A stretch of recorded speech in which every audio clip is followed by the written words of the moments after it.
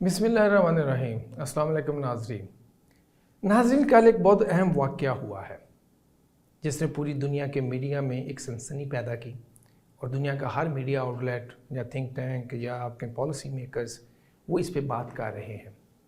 पाकिस्तान और Saudi Arabia ने एक डिफेंस पैक्ट साइन किया है। ये पैक्ट क्या है, इसका क्या इम्पैक्ट होगा, इस पे बात करने से पहले ज़रूरी हम ये देख लें कि ये पैक्ट हुआ क्यों है, इसकी बैकग्राउंड क्या है। नाज़रीन, जब वली अहद मोहम्मद बिन सलमान ने अपना ओहदा संभाला, वज़ीर आज़म बने या इससे पहले भी जब क्राउन प्रिंस बने, तो उन दो चीज़ों पे बड़ा फोकस किया। नंबर एक, उन्होंने कहा मैं अपनी इकानमी को डाइवर्सिफाई करूँगा, मैं अपनी इकानमी को मुख्तलिफ़ चीज़ों पे डिपेंडेंट करवाऊँगा। हम सिर्फ तेल पे डिपेंडेंट इकानमी नहीं रहेंगे, बल्कि हम नए एरियाज़ में जाएंगे जिसमें हमारी टूरिज़म भी होगी, इंडस्ट्री भी होगी, जिसमें हम नए शहर भी बनाएंगे, जिसमें हम एयरलाइंस भी बनाएंगे, फाइनेंशियल सिस्टम भी बनाएंगे, हम टेक्नोलॉजी में भी वेंचर करेंगे। एक तो ये चीज़ है। दूसरा, प्रिंस मोहम्मद बिन सलमान ने इक्वली फोकस किया सिक्योरिटी पे। उन्होंने ये बड़ा वाज़ेह किया दुनिया को कि सऊदी अरेबिया अपनी सवरेनिटी, खुद मुख्तारी और अपनी सिक्योरिटी पे कोई कंप्रोमाइज़ नहीं करेगा। और इसके लिए उन्होंने जो विजन 2030 बनाया था उसमें एक स्पेशल सेक्शन डाला जिसमें ये मेंशन किया है कि अपनी सिक्योरिटी को, सवरेनिटी को इंश्योर करने के लिए सऊदी अरेबिया अपनी जो लोकल प्रोडक्शन है अपने वेपन्स की, असला की, उसको बढ़ाएगा।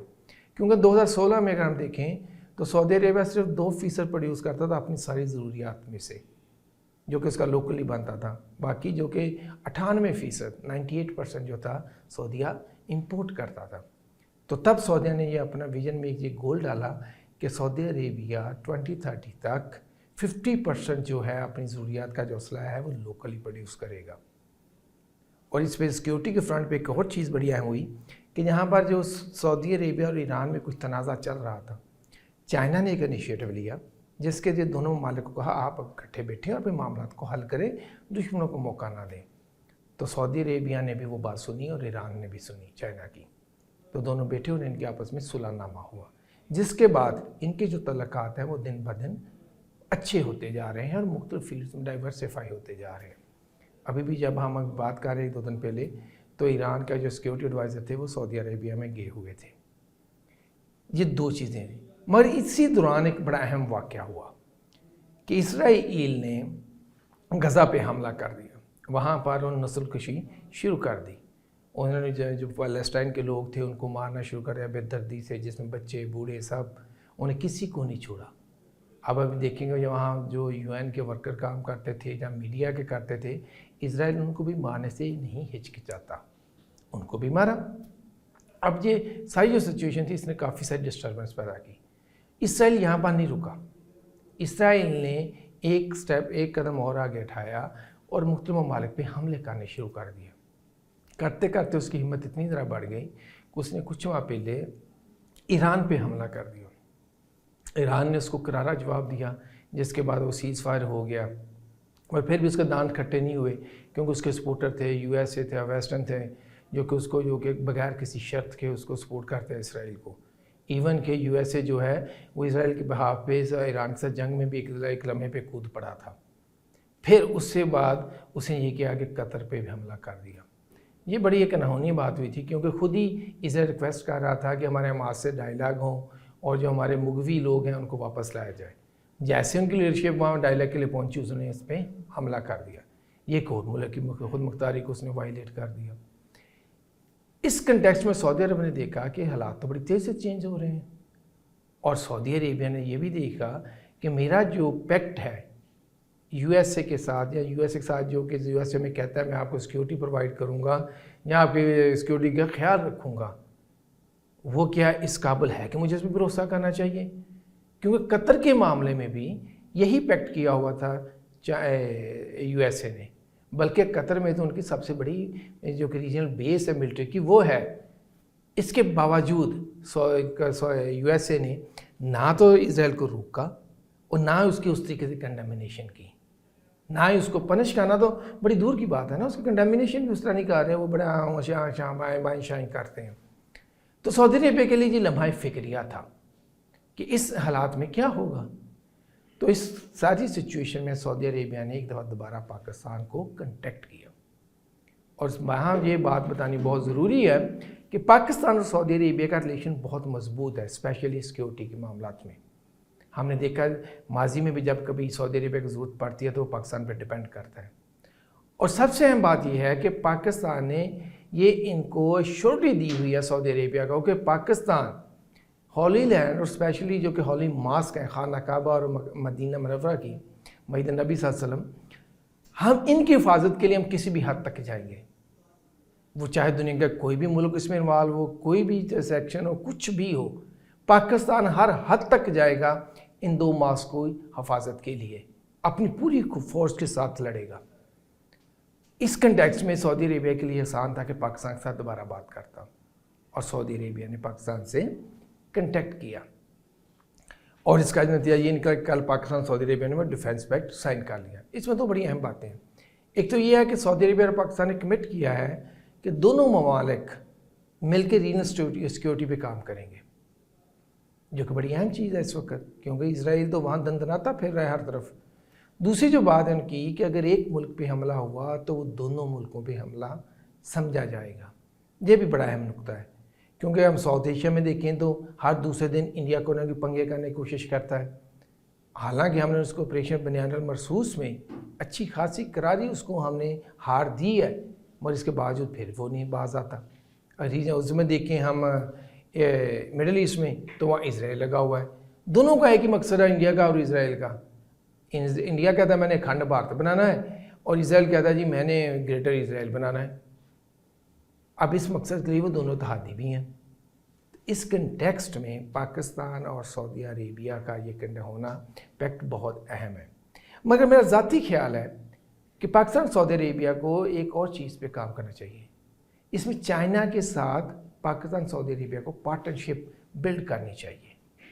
کیوں ضروری ہے یہ اس لیے ضروری ہے کہ اسرائیل کے جو اتحادی ہیں یو ایس اے اور جو کہ مغربی ممالک ہیں، وہ اسرائیل کو غیر مشروط سپورٹ دیتے ہیں، اس کی مدد کرتے ہیں، اس کے ہر ایکشن کی سپورٹ کرتے ہیں.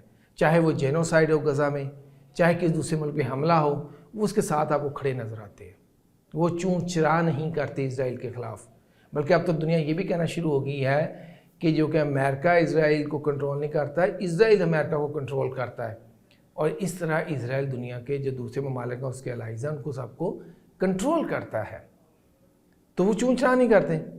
اور جو اس وقت سعودی عربیہ جو ویپن استعمال کرتا ہے یا دوسرے عرب ممالک بھی کرتے ہیں، وہ سب موسٹلی وہ وہاں سے آتے ہیں، مغرب سے.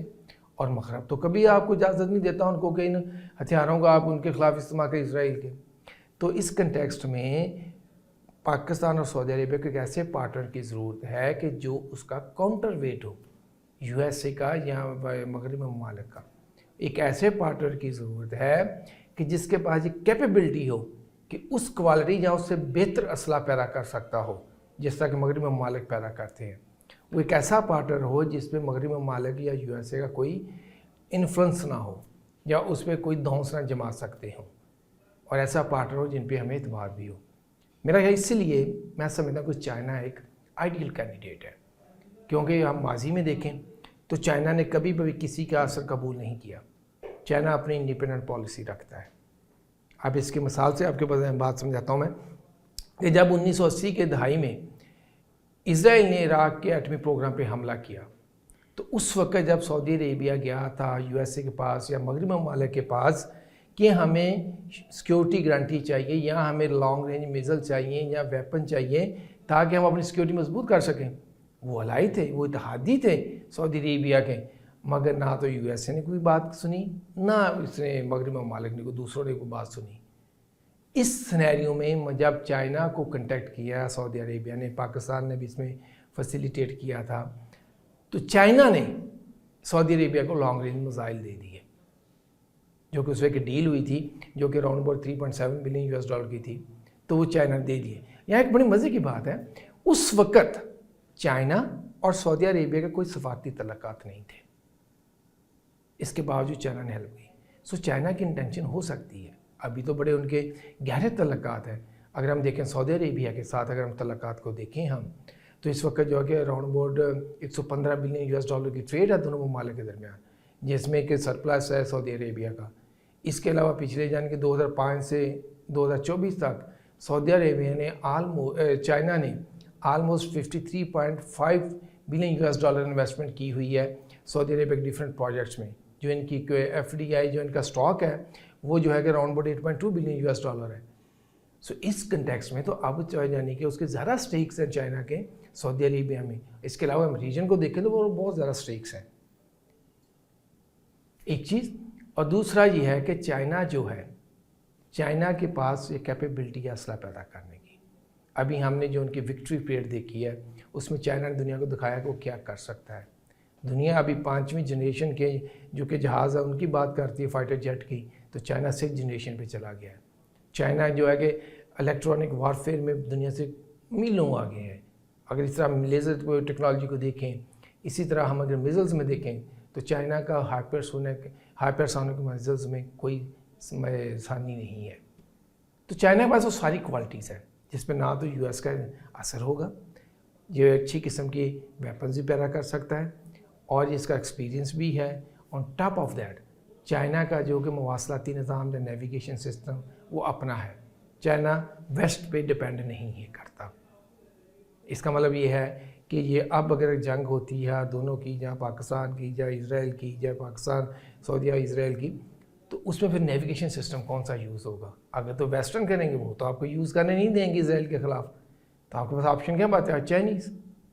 तो इस कंटेक्स्ट में मेरा ख्याल कहता है पाकिस्तान और चाइना को, सऊदी अरेबिया को एक्सपेक्ट को एनहेंस करना चाहिए, मगर इसको पार्टनरशिप की सूरत में एनहेंस करना पड़ेगा, क्योंकि जो चाइना है कि वो अलाइंसेस में जाता नहीं है, वो ना इसको पसंद करता है, बल्कि चाइना पार्टनरशिप्स में वर्क करता है, काम करता है। मगर ये बात ज़रूर है कि चाइना सिक्योरिटी एक पीसफुल मिडल ईस्ट चाहता है। चाइना पैलेस्टाइन का एक मुनसफाना हल चाहता है। आपने देखा कितनी दफ़ा प्रेसिडेंट शी जिनपिंग इस पर बात की है, प्रेसिडेंट शी जिनपिंग ने। इसके नज़र मुझे उम्मीद है कि जो चाइना है वो भी राज़ी हो जाएगा इस पार्टनरशिप का हिस्सा बनने में। और आखिरी बात जो करना चाहूँगा मैं, अब आप दुनिया के ग्लोबल मीडिया को देखें, स्पेशली अपने रीजन को देखें, कि जब सारी दुनिया पाकिस्तान को कह रही थी कि पाकिस्तान एक बस ख़त्म है, पाकिस्तान को इतनी बड़ी कंट्री नहीं है, कुछ नहीं है, ऑपरेशन बनियान मरसूस के बाद और स्पेशली अब रिस्पेक्ट के बाद दुनिया मानने पर मजबूर हो गई है पाकिस्तान एक बड़ी पावर है। पाकिस्तान एक ऐसी पावर है जिसके साथ दुनिया जुड़ना चाहती है। और पाकिस्तान के साथ सऊदी अरेबिया ने जो पैक्ट किया है, जो माहदा किया है, इसके ब्रदरली रिलेशन सारा कुछ है। और सऊदी को ये भी पता है कि हम एक बहुत बड़ी मिलिट्री पावर है। हम हमारी दुनिया की जो कि हमारी एयर फोर्स है, दुनिया की एडवांस 3 एयर फोर्सेस में से एक है। हमारी मिलिट्री बड़ी कैपेबल है, जो दुनिया किसी भी फ़ौज को शिकस्त देने की हिम्मत रखती है। ऑपरेशन बनियान मरसूस का पता है आपको। फिर पाकिस्तान बहुत सारी चीज़ें ख़ुद बनाता है, मतलब जो फाइटर जेट है, JF-17 थंडर जो है। इसी तरह हम बाकी मिज़ल्स की बात करें हम, इवन के पाकिस्तान एक वेल रिकग्नाइज्ड एटमी पावर भी है। तो इन 2-3 इवेंट के होने के बाद पाकिस्तान का जो इमेज डाउन हुआ था वो भी बड़ा एनहेंस हुआ है, और दुनिया ये मानने पे मजबूर हो गई है कि पाकिस्तान दुनिया की जो ग्लोबल शतरंज है उस पर एक बड़ा अहम प्लेयर है।